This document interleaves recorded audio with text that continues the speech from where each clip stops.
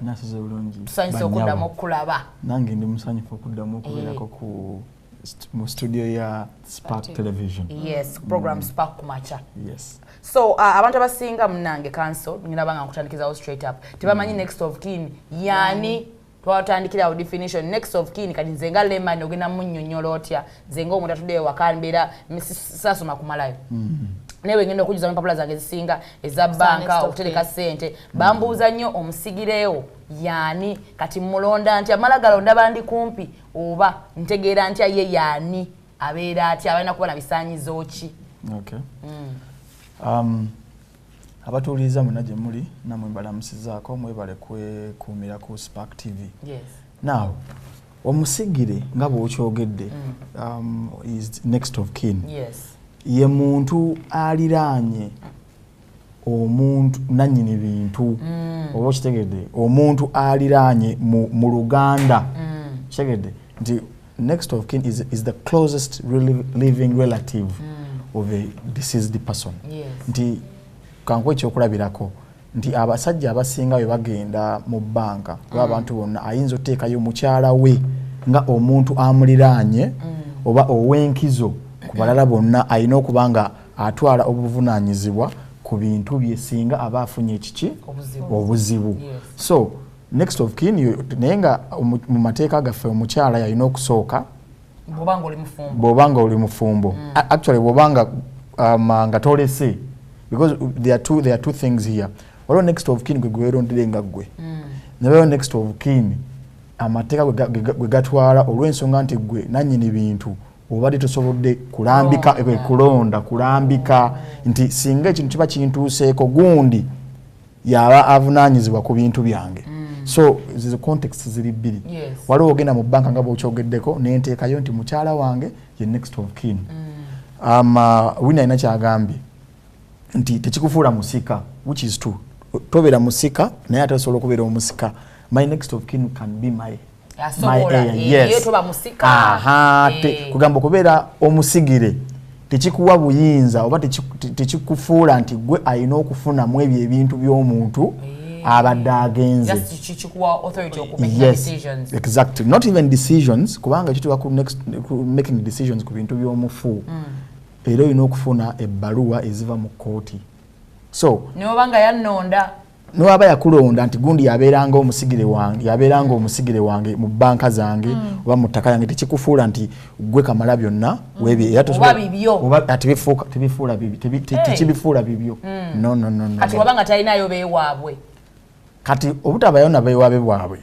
togenda kukikakasa there and then olina okugenda mu kooti nekola okunoonyereza kwayo mu mutendera gwe tuyita ogw'okufuna ebbaluwa ezikuyamba okukwasaganya oba okugaba ebintu by'omuki by'omufu gwe omutendera gw'otegeereramu nti mu butuufu ogwe toyinayo muntu mulala yenna akukwatako oba nti nze Nicholas siina oba mwana oba siina muganda wange nyinza okuteekako nenga wini banka yange na account yali responsible. Tekikufuula nti omusajja yanteekako kati nze bintu kati bifuuse byange. Nedda. Kakati ndi mukugeza nga taata afudde ndabye alanga next of kin n'omusika bagenda lwana kubanga next of kin amanyi buli sente zineeno gyeziri buli kimu kyonna akimanyi ekiri ebikwatagana ne banka ebyapa biyinza okuba biri mu banka nga abimanyi nga ye next of kin ate ng'ono omusika naye of course musika because naye alina amaanyi ago bano babiri tebagenda kulwana. Kati okulwanagana okuyinza okubeerawo naye kinjaga mutegere nti ebiseera ebisinga next of kin yatera okubeera omusika. Yes, gwe bateekako omuntu agenda okuteekako omuntu nga mu butuufu era alina kyayagala abeere singa ono omuntu nannyini bintu aba avudde mu bulamu bwaki bw'ensi eno. Tetutera nnyo kisanga nti omuntu asobola okuddira omuntu nga nze gwatamanyi n'anfuula next of kin oba omusigire ku bintu bye naye nga gyekiri. Yes, well gyekiri naye ebiseera ebisinga aba ayinza okukuteekako olw'ensonga ayagala famire otegeeze famire yo singa oba ofunye obuzibu bwonna. Kati awo kansoze bwe njagala okubuuliza ani ateekeddwa okubeera omusigire omuntu gwe nnyinako oluganda oba just win success okuba nti omukwano gwange nnyo ne mmuteekako okusinziira ku mateeka mwenga mmwe ab'amateeka ani akwalifayinga kakati nabina bya next of kin mulina okutegera context nti next of kin eno mu mateeka nga bwe nkugambye tuyina omukyala yeyo order omukyala in most cases oba omwami spouse yayina okubeera yo immediate next of kin oba omusigirewo mu bintu ebikwatako kubanga ne mu mateeka agafuga ebintu by'omufu singa omuntu afa nga talese ddaame mufa nga tolese eddaame etteeka likitwala nti mukyalawo oba omwami wo yayina enkizo kukuweebwa obuyinza okubeera n'obuvunaanyizibwa ku bintu byo omukyala bw'oba tolina mukyala niwabeerawo abaana ne baba baddako so abaana baba abasigirebo ab'okubiri ng'omukyala oba omwami akoze eki bavuddeko then wova ku baana actually si baana bazadde be baddako uva ku mukyala then baana then bazadde you getting it baana bazadde then nolyokoddako baganda bo so kitegedde so next of kin erimu eyo order omwami wo oba mukyalawo bw'ova ku mwami wo oba mukyalawo abaana bw'ova ku baana abazadde bo then ova ku bazadde bo then baganda bo so in most cases nekyo kikola singa oba tulambise nti omuntu alina obuyinza okwerondera ani anaavunaanyizibwa ku bintu bye naye okubanga bakuwadde obuvunaanyizibwa tekikufuula nti ofuuse nannyini bintu ate okufuula next of kin kampiseewo kano tekitegeeza nti gwe olw'okuba nti oli afudde yakufuula next of kin ogenda kutandikirawo okutunda ebintu bye okubifunamu nedda era bw'aba talese eddaame olina okugenda mu kooti because in most cases next of kin aba muntu wa luganda lwo olina okugenda mu kooti n'ofuna obuyinza noyita mu mitendera n'ofuna obuyinza obwa kooti bwe bukusobozesa okugabana ebintu oba naawe kennyini okutandika okukozesa ebintu byo so bwekityo bwe kiri ennamba esinga mu ggwanga lino eno 70% bavubuka yes abavubuka bano eno mulimu nze atanakuzaala mulimu mulimu abantu abavubuka njagala kati omuwulire nze wemba nnondo omusika ku myaka ejange because next of kin ngenda mu banka bamanyi okumbuuza neno nze bulina kumbakyusa okera kumacha nonyiza nenkujjako atengo ine eddembe akesitanga kera kumacha kuba nsitanga next of kin nanyiza nenga kati mpeyo simwagala kangende kumata nyiziza so njagala kumanya bisanyizo ki next of kin kati nganza agenda una next of kin omulala yalina okubeera nga ina anyway jebiri oba anyway nze nganze muvubuka nyina kulonda next of kin wange yani kati ataya mwana ebisanyizo tebyandibaddewo pase naye ekisanyizo ekisooka nti gwe gw'omulonzi ekisanyizo ekisooka obusobozi bw'omusanzeemu okyegedde oba trust nti ekisanyizo ekisooka nti wabanga omuyinamu obwesige noga nti sister wange ono muyinamu obwesige tukwatagana nnyo nti ebiseera ebisinga abantu balonda abasigire olw'enkolagana gye bayinako n'omukwano gwe balina eribbo nti kizibu nnyo okulonda omusigire oba next of kin ku muntu gw'otayagala ku muntu gw'otayinaako luganda so ebintu ebyo abantu abasinga gye basinga oconsideringa nagagondo natesimuganda nge naye mukwano gwange abaana bange banasobola balambika bulungi tebana ekitammwe nno yalina bank account waneeno waliyo sente tanze nali omwaka bakola ki kubagimanyiko nze gwe yanteekayo naye anyway bino ebintu byammwe so n'obwesigwa so waliwo omukwano waliwo oluganda waliwo n'obwesigwa bw'olina eri omuntu oyo gw'oyagala oba gw'oteekako nga omusigirewo omusigire wange nyina okumugamba nti nakutaddeko ng'omusigire kati kubanga omusika tebatera kumugamba ebiseera ebisinga ekirambo kyekimwogera ate kati yo omusigire naye nandimugambye osobola okumugamba because lwaki actually olina okumugamba olw'ensonga ebiseera ebisinga gye tuleka emaali ebyo ebyobugagga by'abantu wadde balina okutwala obuvunaanyizibwa okukubira abantu abo bebabaleseko ng'abasigire ebiseera ebimu bayinza obutakikola ne bazisigaza era okimanyi bulungi nti banka nyingi zirina sente z'abantu abaafa okyegedde nga because bannannyini bintu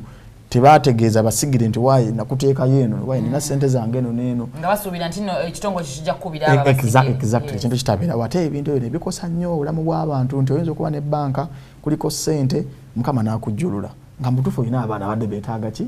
akasente abaana ne babonaabona so kyabu buvunaanyizibwa n'otegeeza omusigirewo kubanga era omusigirewo n'omutegeeza tekimufuula nti yenanyini ki yenanyini bintu ate ku akawunti eyo n'obanga oli akutaddeyo ku akawunti era n'omala era mukama n'akujjulula era noyo gwoba wateekayo naye talina buyinza kugenda mu maaso ng'agamba nti sente zange era naye alina kuyita muguli omutendera nga Winnie talina buzibu kubanga ye leero bw'ateekako nti enkya tateeko oli enkya n'ateekako talina buzibu kubanga bino bintu bya Winnie Winnie waddembe okukyusa kuba kati kambawo ekyokulabirako ne malaama abantu amalaama ge bakola oli wakunyiza era ng'owandikayo ekirala nti gundi bannaye ennyumba gye mbadde namuwanguza eki ngimuggyeko ndiwadde gundi as long as kubanga bino ebintu gavumenti si ye yabikolera ono gw'obiwadde si ye yabikolera kugamba oyina eddembe okuteekako omuntu yenna gw'okola ki buli ddakiika oyinza n'okukyusa eddaame buli ddakiika ng'okyusa next of kin ng'okyusa it has no problem tewali kabi ndi mukulaba nga buli lunaku nkyusizza nga Sharon buli lunaku muwa passwords eza account yange kuba kimanyi tulina ba next of kin atabalina passwords tubawa password because you know more access ye pin you know more access yezo send in case really right ntomuwa kati kambuze agenda ku access ngati ebintu nga toliwo nanti akati ekino ekiriwo bwe nkufuna next of kin waliwo ebintu byanjawulo njagala tubyawule waliwo kubanga tuli nina bank account finanga tuli wana abasatu tuli ba signatory naye nga yange nga embasiriwo mu nnyamba singa mukama anzijulyanga mwe ba next of kin kasita mmala bwenti okugenda temukkirizibwa kuddamu kukola kintu kyonna ku account wadde okuteekako musobola naye temusobola kujjako yes kubanga mandate yammwe ng'abasigire eba eweddewo kasita nfa bwenti mandate eba ekoze eki eba eweddewo that is if muli ba signatories obanga mukkirizibwa okukola any activity on my bank account or any property the moment kwasi kya banka kyokka ne properties endala nyinza obwana kugamba gundi nsololezanga ennyumba gwe next kini wange kasita ngenda tokkirizibwa kuddamu osobola okusobola nti oddamu kuderivinga benefit ali n'okusolooza oyinza obutaddamu kukkirizibwa olw'ensonga oyinza okuba osolooza nga bw'okola ki nga bw'ozirya then gwe kyogambye ekya pins and what tokkirizibwa kuba muntu pin yo ne banka zitugamba tokkirizibwa naye kiki nekiriwo gwe omusigirewo omutegeeza butegeeza waaye nina account muki talina access agenda kujjayo atya sente ezo nga bwe nakutegeezezza singa omuntu aba afudde ng'omusigirewe waali omuntu oyo aba alina okugenda mu kooti asookera mu kooti nga tanagenda mu banka kooti letters of administration waba teyaleka ddaame bw'aba yaleka eddaame letters of probate ekiwandiiko ekyo kyayita n'alaga kooti n'agamba bannaaye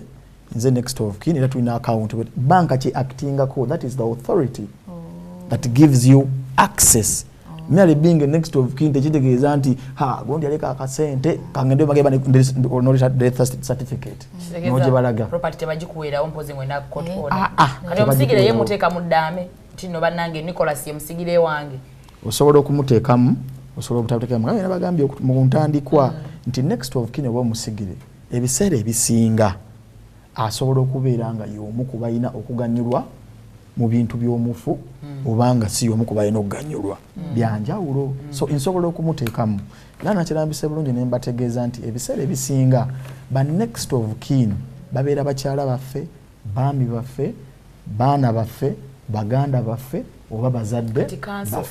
awali baami baffe ne bakyala baffe Evelyn Mike ndi mufumbo naye omwami wange manye empisa ze olumu amanye okuyitamu ku bakyala abalala naye nonaki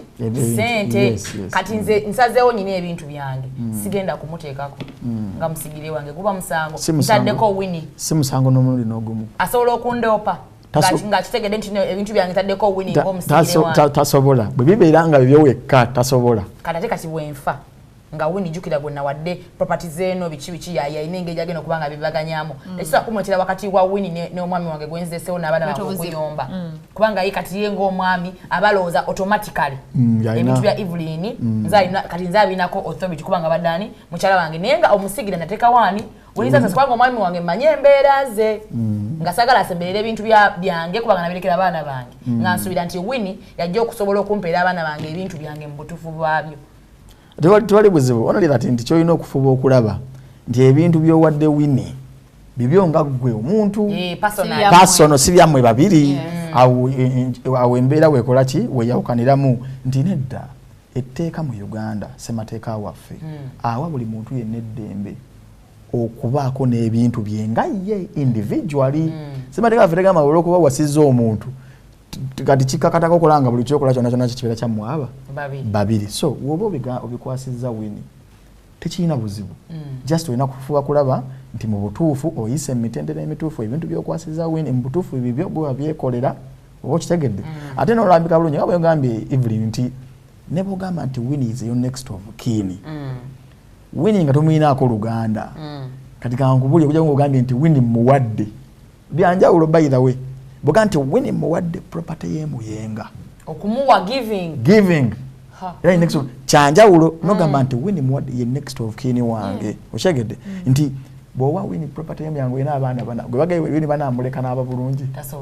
tasobola era bajja mugamba era muyinza n'okugenda mu kooti ebalambike Evelyn Mike kiki yali ategeeza okugamba nti Winnie ye musigire we ku property eno okyegedde kati waliwo ebintu bibiri waliwo bano abantu abatera okujja ng'agamba nti yali lawyer lemise kati na incident nga waliwo omuntu afudde oli n'agamba nti nze yali lawyer w'omufu ate naye n'agamba nze musigire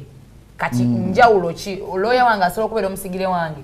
ekisoboka lawyer waasobola kubanga byonna bino bitogerako ebya next of kin musigire byonna era byekuusa oba bifaanagana n'ekintu ky'obusika kubanga nsobola okukola eddaame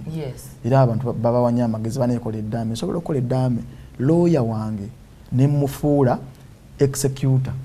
oba executrix waba omukazi nengamba lawyer wange ono yagabanga ebintu byange so lawyer wange nemuwa obuvunaanyizibwa oli awakuwa obuvunaanyizibwa aba takuwadde bintu okitegedde ayinza okugamba lawyer wange kubanga era lawyer wo newomuwa obuvunaanyizibwa okukuuma n'okugaba n'emmaali yo era estate yo gyekiyita estate erina okumusasula yes sente ziva mu property zennyini yes kati bale manyi nfande se musasudde kubanga kati bwentula wansi naawe saawa zinene njogera naawe omwezi batakusasudde osobola okungamba nti kati Nicholas n'ongamba Evelyn Mike kuguno omulimu gwe njokola nga toli ye wakasotya buno nawe toliiwo tosobola kati omanyi wonoofa anti kati wewe tomanyi nawe kanyini simanyi diro nafa kituufu nyinza kituufu era bwe nkusooka ngo okyusa ng'okyusa oyinza ogamba gundi kuba ebiseera ebisinga abantu bakweka abasigire baabo oba abasika so oyinza okuwulyawo omusika n'agenda gwe ng'odda mu ddaame lyo oba mu details zo ng'okyusa oba okitegedde so basically kitulina okutegeera nti lawyer yenna gw'ofudde omusigire oba n'ogamba nti lawyer ono yagenda okubanga akwasaganya ebintu byange nga siriiwo era nabimuwa so wegabira n'otegabirako yes kubanga eddaame si egwe ekaali lina okola eddaame lyo n'oliwo abantu ng'aba yes gonna gaali gegamu webale kati mu ddaame ng'abantu bonna bataano balirina ogenda kujjawo obuvumu okusigaza ebintu lyanjawulo okuzaabala exactly era bagambirawo aggwe eriryo lyanjawulo bano abaana ge bayina ge matuufu so basically bwekityo bwekibeera kati nyinza okuba ndi munnayuganda simanyi nnyo bintu bino bya musigire simanyi nnyo bintu bya lawyer kubanga nyinza okuba sasoma nnyo naye nga nina ebintu byange kati nga waliwo ebintu ebimu bye sitafaayo okukola ng'okuwandiika eddaame oba n'okufuna omusigire kati nfudde nina ebintu byange sirina musigire sirina ddaame nina abaana nina omukazi na buli omu ngenda kukola ntya sirina gwe ndekedde ebintu bo banaakola batya kuba gwe oba ofudde bo banaakola batya omusika bo banaakola agati bo ebakola nga bwomanyi omuleera ne gwolowooza nti talina muntu mu nsi muneeno waafa abantu bakola ki abantu balabika so mpoze wandimbuuza ekibuuzo nti ki ekibeerawo ku bintu byange singa oba ofudde nga tolese musigire tolese towandiise eddaame ekibeerawo kiri nti newe oba tolese musigirewo mu buwandiike naye nekikakasibwa nti nno olina omukyala olina n'abaana mu mateeka olina n'abazadde nga bwe nabanyonyodde oda nga bweri abo bebafuuka abaki abasigirebo era ne obadde olese musikanga gwe tolonze noga nti gundi yali nsikira kubanga family zisinga zero na muntu gundi gwe obusikira taata okitegedde so embeera yo gyogeddeko bwetuukawo then family yo etuula n'omukyala ne bagamba kale tugenda kukola tutya nti gundi afudde nga bagenda ewa administrator general bwe batolese eddaame nga bw'oyogedde nga bwe bagenda ewa administrator general nga baloopa okufaako nti wayi taata waffe yafudde oba mama waffe yafudde naye yalese bino wammanga bemba mumanyiiko ekiseera ekyo kubanga ebiseera ebimu mba mumanyiiko bino ate nga wali ebirala ebikola ki ebikyali byemumanyiiko nga muloopa okufa okwo then administrator general ng'abawa ebbaluwa amugenda mukola meeting family meeting ewakaawo oba omuntu oyo kaawo gwakoze eki gwawadde olukusa tawunikira akabwe bityo then bwabawa ebbaluwa ne mugenda ne mukola meeting ne mwerondamu baani abanaaba n'obuvunaanyizibwa ku bintu by'omufu okitegedde kati we mwerondamu nga family era nga bwe mbagambye ebiseera ebisinga bw'oba olese omwami oba omukyala kooti etera nnyo yalina okuweebwa enkizo so wabanga alina omukyala omu bw'oba olina abakyala abawera weesanga nti bonna balina okubeera bonna bagamba naffe tuteekao tubeere ba administrator kubanga oli ayinza okugamba goyisawo by'abaana bo naawe ogenda kuyisawo by'abaana bo so nga family zeerondamu bamaama oba n'abaana abakulu kati awo nga bawa certificate of no objection nga obamala nga bafayiringa petition mu kooti nga biwanvu kuba bintu bya mufu omuntu alisemali nyinyizo okugana okugenda oyo okugenda kuba kati already tegere batata wange tutule wansi fe twegabanyemu kati tugenze mu kooti tosobola kubanga mu mateeka ge Uganda musango okukwata oba okugira ebintu by'omufu nga tolina lukusa lwa kooti musango kakitegeeza nsobola okuba next of kin oba nedda like just by the way because either when afa mujagina mu kooti kati it is not good not to have because oba toyina next of kin family ogireka mu buzibu obw'amaanyi ekisooka n'omusika ate omusika n'oba n'omusika naye omusika oyo omulaba yekka bw'omutegeeza ebintu by'olina asobola obutabitegeeza banne okyegedde so kiba kirungi kiba kirungi n'oleka ng'olandise bw'oba oyagadde next of kin batugaye buli omu asobola okubeera next of kin kasita obanga gwasazeewo ogamba nti kati wini success gwe next of kin wange nga tumaliriza abantu basifa ku makya kuba kanize mchezo tegeya kanso otugambye